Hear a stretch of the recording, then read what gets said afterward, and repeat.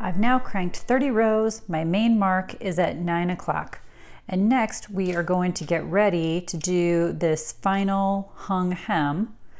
And to make that a little bit easier, we're going to mark the stitches on this row. So I have 6 pieces of scrap yarn. They're each about 6 inches long, and sometimes it's helpful to have one in a different color. We're going to start with the needle one to the right of the main mark, and we're going to use the latch tool to mark the stitches. So pull the needle forward, and you're going to insert the latch tool into the bar that's at the back of the stitch. Push the tool forward so that the latch goes in front of the stitch. And then for this one at the main mark, use your one stitch marking scrap that is a different color, because that'll make it easy to grab later.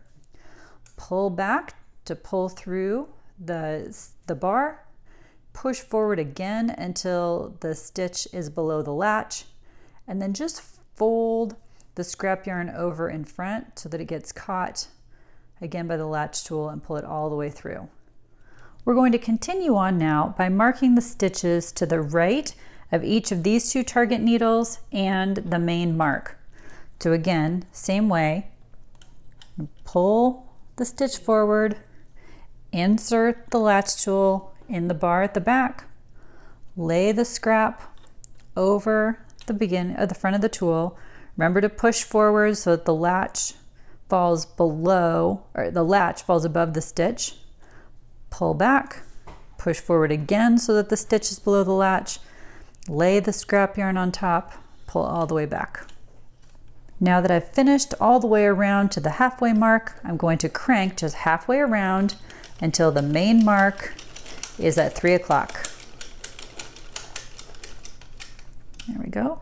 And now I'm going to mark my last 2 stitches.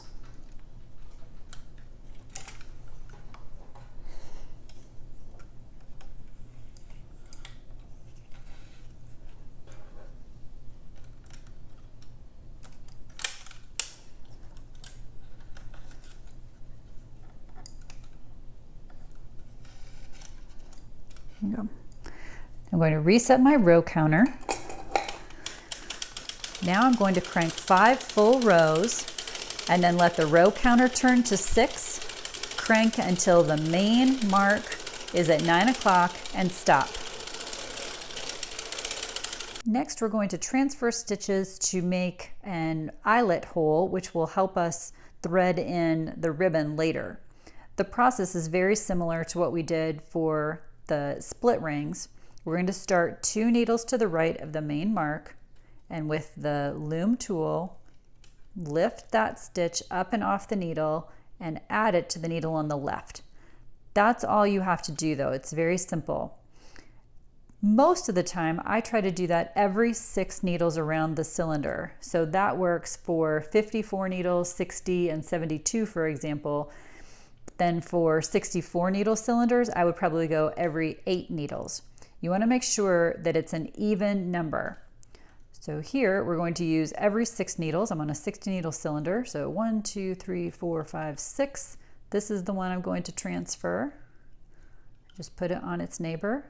1, 2, 3, 4, 5, 6. This is the next one. We're going to continue around like that until the halfway mark at 3 o'clock.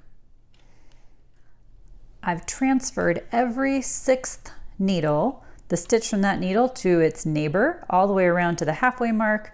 Now I'm going to crank halfway until the main mark is at 3 o'clock. I'm going to continue along the bottom half of the cylinder in the same way.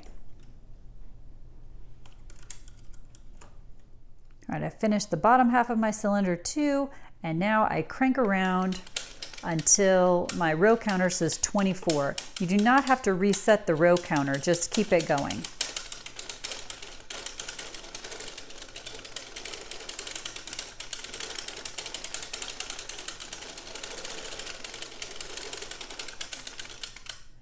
You can see here the little eyelet holes that we made from moving those stitches over, and those are kind of like buttonholes that we'll use to thread the ribbon later. Visit us at deanandbean.com and please please like and subscribe. Thanks for watching.